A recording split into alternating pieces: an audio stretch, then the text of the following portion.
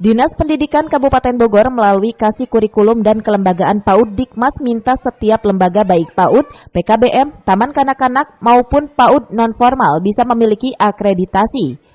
Langkah akreditasi ini memang menjadi target Dinas Pendidikan Kabupaten Bogor di tahun 2023. Sebelumnya, capaian gemilang diwujudkan Dinas Pendidikan Kabupaten Bogor melalui Kasih Kurikulum dan Kelembagaan PAUD Dikmas.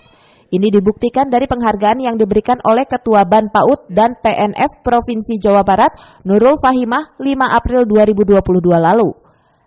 Penghargaan ini diberikan atas capaian Kasih Kurikulum dan Kelembagaan PAUD Dikmas, Dinas Pendidikan Kabupaten Bogor sebagai kabupaten kota dengan akreditasi PKBM terbanyak sejak tahun 2015 hingga tahun 2022. Sispena nanti satuan pendidikan itu mendaftar di Sispena. Nanti mereka akan mengupload kebutuhan-kebutuhan dari 8 standar nasional pendidikan yang akan dinilai. Jadi penilaian itu nanti ada penilaian kategori C, B, dan A. Itu nanti Ban PAUD yang akan melakukan penilaian. Kami berharap Dinas Pendidikan Kabupaten Bogor, lembaga-lembaga baik dari PAUD, PKBM maupun Taman Kanak-Kanak dari non PAUD formal yang belum akreditasi segera untuk ikut akreditasi karena ini akan berpengaruh terhadap status sekolah tersebut.